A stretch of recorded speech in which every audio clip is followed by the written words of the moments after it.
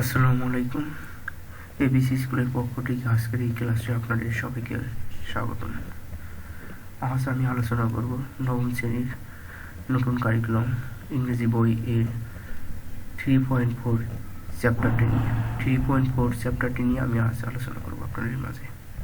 তো এখানে বলা হয়েছে যে সৌন্দর্য বোধ আমাদের ভিতরে ও বাহিরের চিন্তাকে সমন্বয় করে।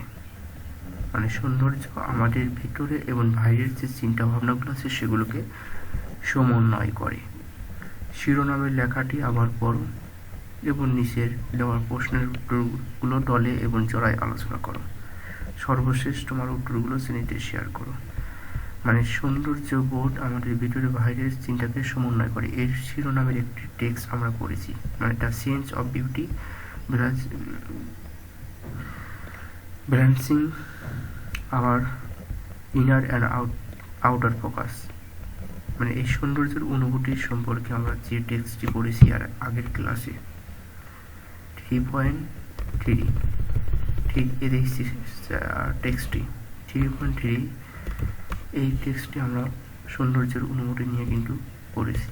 তো এখান থেকে কিছু কোশ্চেন আমাদের এখানে করা হয়েছে। সো এই কোশ্চেনগুলো অ্যান্সার করতে হবে এখন।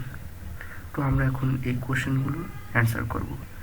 প্রথমে যে কোশ্চেনগুলো আছে এই কোশ্চেনগুলো অ্যান্সারগুলো আমি নোট করে রেখেছি, সেখান থেকে আমি আপনাদেরকে বুঝিয়ে দেব। তো এই হলো 3.4 এর কোশ্চেনগুলোর অ্যান্সার। তো প্রথম নাম্বার কোশ্চেনে বলা হয়েছে যে have you found the writer's claim or point of view in the ইসে।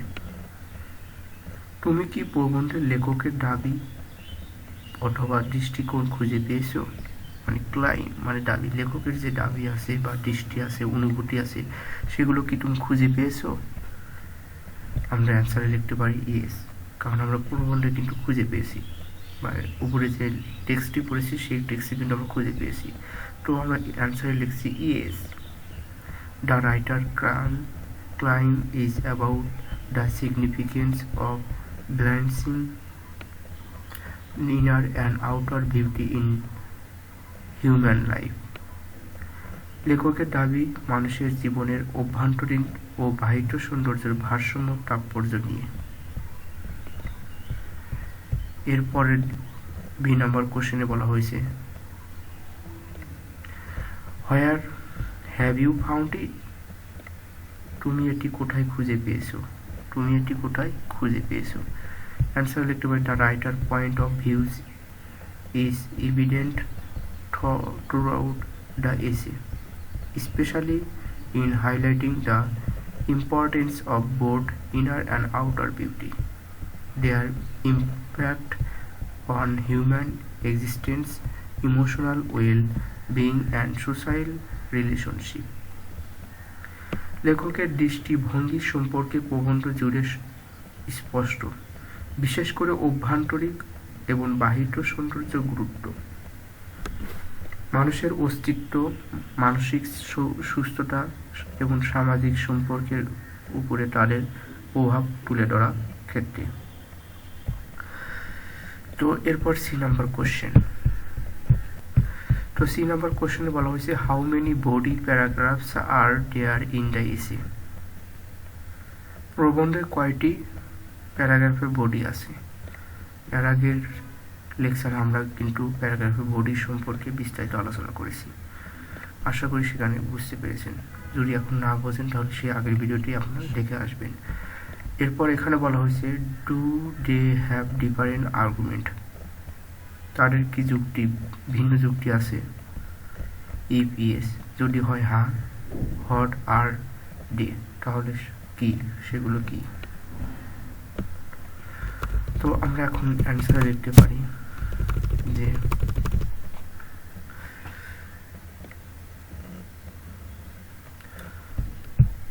এখানে আমি অ্যান্সার লিখেছি যে the essay has several section discussing various aspect of beauty both inner and outer. প্রবন্ধের অভ্যন্তরীণ এবং বাহির উভয় সৌন্দর্যর বিভিন্ন দিক নিয়ে আলোচনা করে বেশ কয়েকটি বিভাগ রয়েছে। There are multiple arguments distributed across those sections.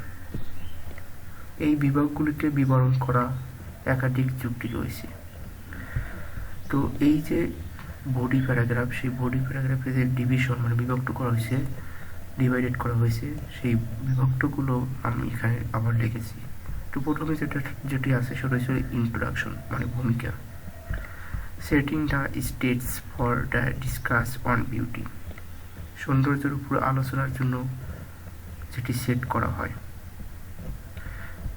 2 নম্বরে ছিল beauty as a multifactored aspect of human experience, মানুষের অভিজ্ঞতার বহুমুখী দিক হিসাবে সৌন্দর্য।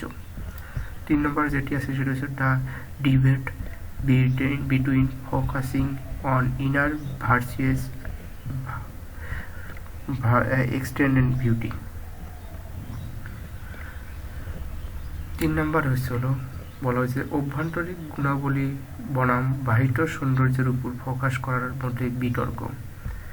4 নম্বরে আছে হলো inner beauty and its impact on personal connection and social harmonies, অভ্যন্তরীণ সৌন্দর্যগুণ ব্যক্তিগত সংযোগ এবং সামাজিক সম্পত্তির উপর ভিত্তি এর প্রভাব।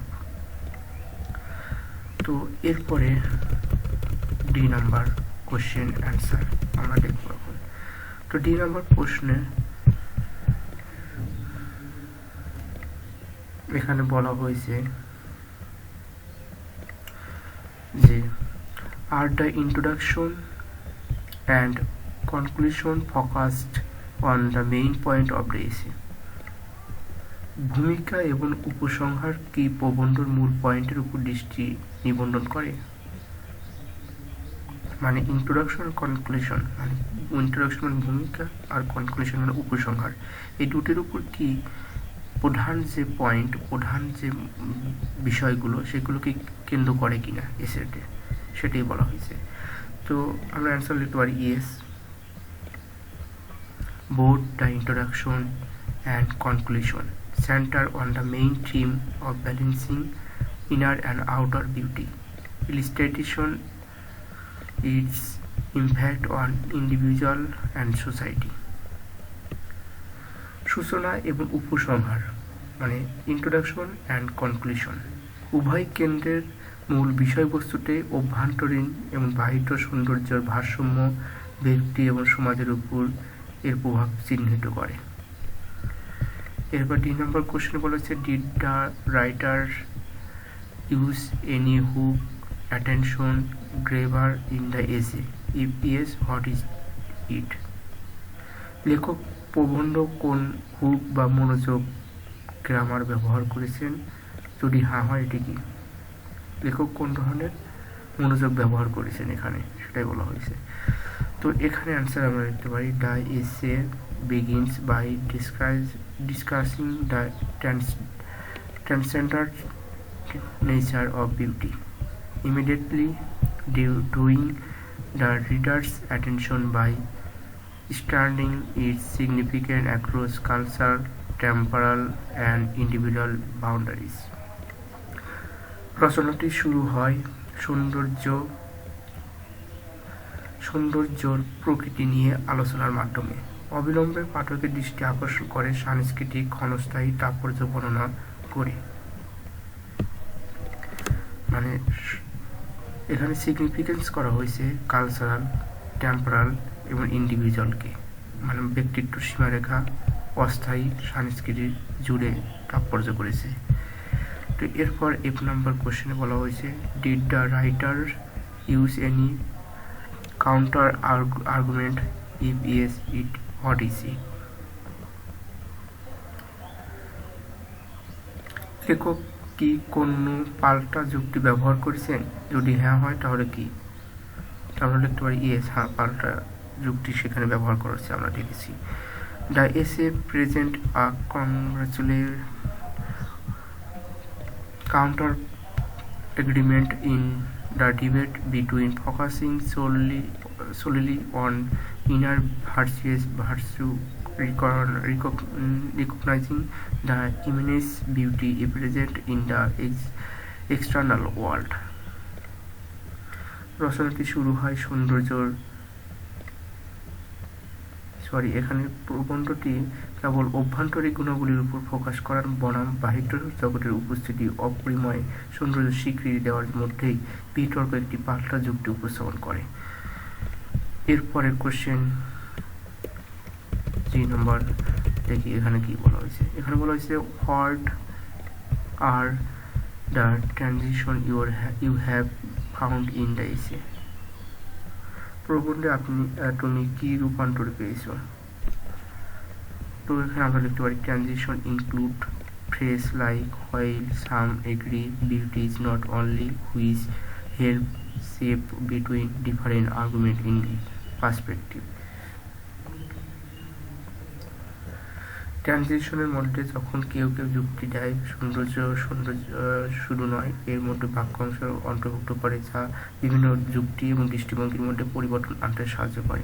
মানে এই যে while some agree beauty is not only which help shape beauty, এগুলো দ্বারা বিভিন্ন পার্সপেক্টিভ বা যুক্তি এনেছে।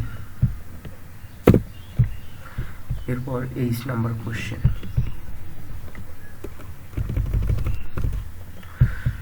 তো 8 নম্বর কোশ্চেনে বলা হয়েছে যে as a reader can you easily follow the writer flow of ideas explain and with example. একজন পাঠক হিসাবে তুমি কি সহজেই লেখকের ধারণা প্রবাহ অনুসরণ করতে পারবে? উদাহরণস্বরূপ ব্যাখ্যা করো। ইয়েস, ধারণাটি ব্যাখ্যা করা যাবে। The essay maintaining a clear flow of ideas by describing various factor of beauty in separate section.